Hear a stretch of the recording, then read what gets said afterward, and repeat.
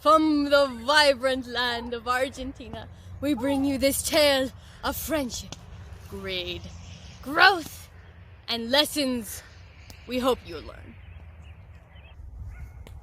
Once upon a time, a fox and a quirquincho, an armadillo, were very good friends. They spent a great deal of time together and had lots of fun.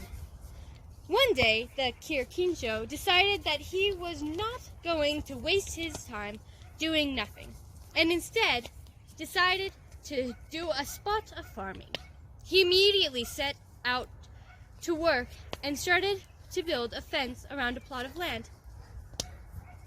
His friend, the fox, was quite perplexed by the quirquincho's behavior. He wondered why his best friend was working so hard instead of having some fun in the sun. Seeing the quirquincho toiling away at the fence, the fox asked, "Why are you making the fence, best friend?" "To sow some crops and earn some money, fox," replied the quirquincho. The fox was surprised by the answer and started to suspect his best friend. Why did the quirquincho want to make money? Was he trying to become richer and more famous than him? Did he want to earn a good name from the other animals and get all the attention?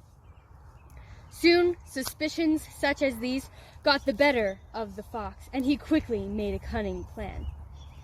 Since he had more money than the quirquincho, he decided the best thing to do would be to join up with his friend, invest in the crops, and make him toil, and reap the benefits himself. This way, he wouldn't have to work too hard, but would still end up making more money than the quirquincho. So, off he went to his sweating friend and said, "You must have used all your money buying the land and putting up the fence. Why don't I give you the money to buy the seeds to sow, dear friend? Of course, I'm paying for the seeds. Then I get to decide what part of the crop belongs to me. Fair is fair, after all, isn't it?" The quirquincho was a smart cookie too. He immediately saw through the fox's cunning plan. But he also knew that without the fox's money, there was no way he would be able to grow any crops. So he decided to agree for the moment. "Thank you, dear friend. What would I have done without you? All my efforts would have come to nothing if not for a friend like you." "Ha ha! This silly fool's falling for my plan," said the fox gleefully. "Okay, friend, so you'll do as I tell you to, right?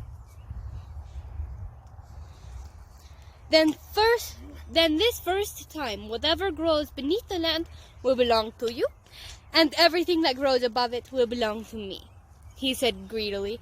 For a moment, the quirquincho was alarmed, but then he said to himself, "I'm not going to let him get away with this. I'll teach that greedy pig a lesson." Early the next morning, the quirquincho started to prepare the fields for sowing. And guess what he decided to sow? Potatoes. The fox was furious. When the crop was harvested, all the potatoes went to the quirquincho, while all he got were the leaves. Not to be outdone easily, the fox said, "This crop has been very bad for me. The next time, you take what grows above, and I'll take everything that grows below." Again, he felt gleeful for having outwitted his friend. The clever quirquincho set out to work again. This time round, he tilled the land, watered it, and planted wheat. Yet again, when the crop was reaped, all the wheat came to the quirquincho, and the fox only got the roots and leaves. Now the fox was really angry. Each one of his attempts to get the better of the quirquincho was proving to be disastrous. "This scoundrel's really having his cake and eating it too. Does he think I'm going to let him get away with this easily?